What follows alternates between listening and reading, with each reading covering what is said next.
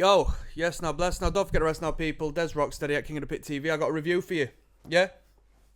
We just listened to Heartwork by Carcass. It was recommended on the Patreon by my friend Nick.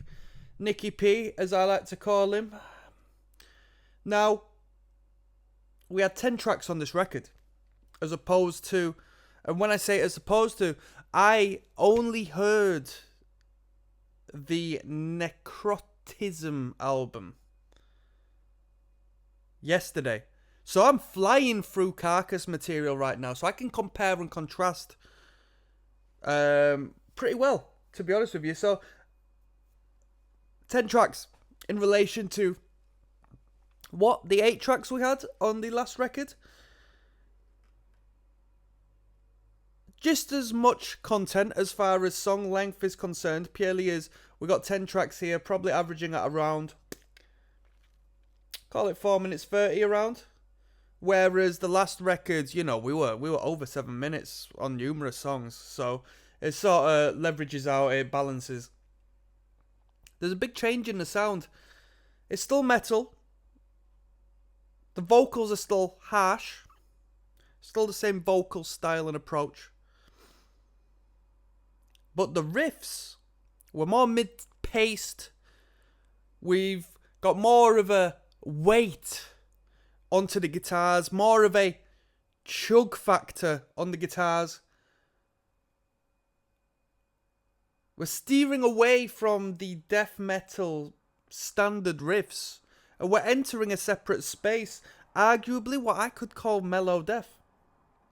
I think so. Pinning this record down to a genre is tough. It's very tough. Because I would not want to call this grind at all. I would not want to call it death grind. I wouldn't want to call it grind. To some extent, we're verging on groove metal from time to time. I can see somebody calling it that. The guitars are brilliant. The riffs are flipping good. Executed well and incredibly unique without being so, you know, forced that it's just like an awkward proggy factor to the riff. Because sometimes when a band tries too hard to be unique, tries too hard to create something outside of the norm, it just is too ahead of its time and it doesn't correlate with the audience, i.e. me listening to the record, who wants to hear 4/4 riffs and grooves and head boppers, you know?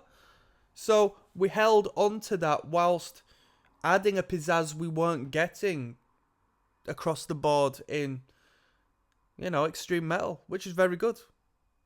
Very unique, very cool. With that being said, we can move on to the lead guitars, which were fantastic. The guitar soloing was so tasteful, you know? You think, oh, it's a metal lead guitar, it has to be shred. Oh, it needs to be, you know, complicated, complex. Bruh, these dudes bypass all of that by just making it tasteful. The guitar solos were very, very mature. Clearly very good lead guitar work, you know? Very professional lead guitar. The drumming must be the same drummer as what we had on the last record. I feel at this point the drummer might need to catch up, because I was thinking, although I did like the record a lot, I did think from time to time, imagine if the drummer was like a proper good drummer, like a proper good drummer. So I don't say that to be disrespectful. The drummer didn't hold back the record. The drumming didn't hold back the record whatsoever. The drummer did a great job. But it was, I did think, wow, we would really have a formidable force if the drummer was just like some virtuoso dude. And you could argue that with any band, couldn't you, really? But I think this band in particular, you know, it would have been the case.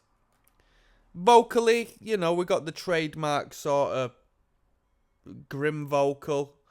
It was alright. It's not really my cup of tea as far as vocals are concerned.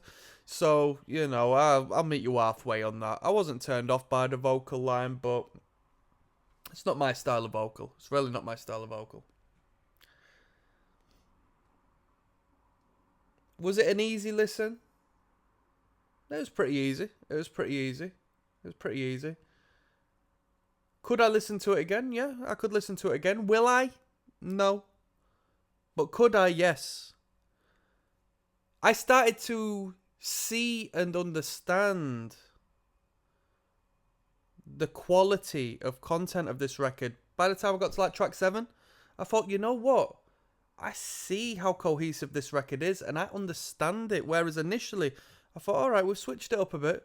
All right, we're sort of softening up the sound a little. And by the time I got that far into the record, I thought, I'm liking this as a project. I'm liking this as a project. It was good.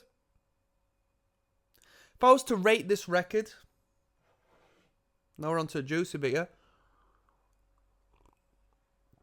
If I was to rate this record out of 10, I gave the second album a rating, which I've forgotten. And then when I did the third album, I said, whatever I gave the second album, just give this the same rating, because I feel like they were sort of withholding the same standard, which was a good standard.